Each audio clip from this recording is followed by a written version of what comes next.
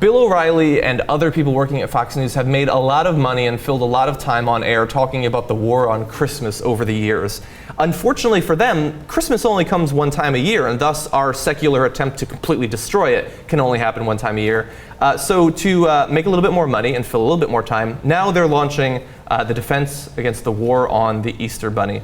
And so we've got some Bill O'Reilly videos of him coming to the defense of eggs and rabbits. Let's watch. More evidence that Judeo-Christian tradition is under attack in America. That is the subject of this evening's Talking Points memo. If you watch The Factor, you know that we won the war on Christmas battle.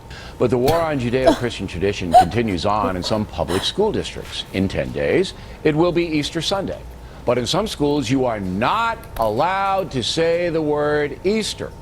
What? Where does he get his evidence from? Like, I know. What school says you are not allowed to say these words? I would love to see that, because I bet it's total bullshit. He makes that stuff up because it riles up his conservative audience, right? And he provides no evidence indicating that this is actually occurring. So he drives me crazy. And it's amazing because it's obviously working with the people that are watching his show, because everyone made fun of him in his coverage of the war on Christmas. But apparently, like, he's bringing this ridiculous argument back, and he's doing it, you know, pretty aggressively. Wait, don't gloss over the war on Christmas part. He said that they won that war?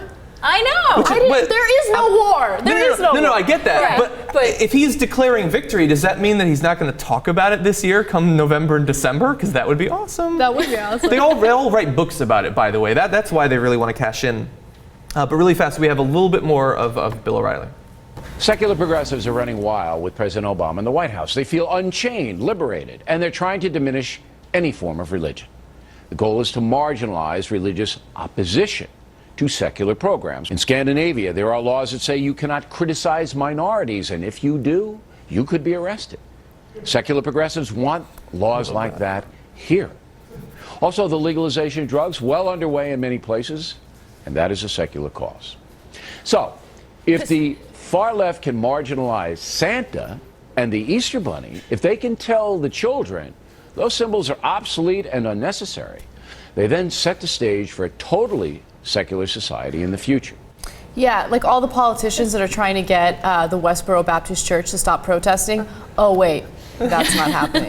Yeah, so comparing us to Scandinavia is ridiculous. Well, let's talk about that comparison. Because he only makes a couple references there. He talks about abortion, which we had to cut out because it was a very long part. He talks about abortion, he talks about the Scandinavian, he talks about pot. The Scandinavia, the message there, and it's barely coded, is, hey, you guys, watch out, because they want to stop you from criticizing minorities. I know. As a class of Exactly. people. I know. Yeah, like, I want to say that they're lazy, and now I can't. That's not fair. I want to make broad, prejudicial statements about a whole group of people that are not based in reality. I need to have that right. That's ridiculous. And also, the right of, what is it, I think 6-foot men to dress up in bunny costumes. This is what Bill O'Reilly is fighting for. Of course, remember that Easter is based on a pagan holiday, you know, the rite of spring that I think the Druids and human society throughout our civilization has celebrated this, and it's just an appropriation of this this springtime festival that the Christians have taken over the egg hunts and incorporated. And the bunny, that's like 20% of the New Testament,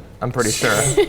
So it has to be defended. Where's the Easter egg roll in the Bible, you know? And where does Jesus like coloring them? He's got the little wire around the egg and he dips it in. Oh my goodness. This is all about fueling the paranoia among his like fuddy-duddy audience, and there's nothing more to it. And it's crazy that people like buy into this, but it is what it is. His audience loves it. There's a sucker born every minute. Rabble-rousing always works to make the money. Totally. Yeah, look, I love playing the clips by Bill O'Reilly because I think that he's so funny, but we need to bear in mind, he has this massive audience, but like 80% of them are senior citizens who fell asleep while watching earlier programs on Fox, and they're just drifting through the O'Reilly Report.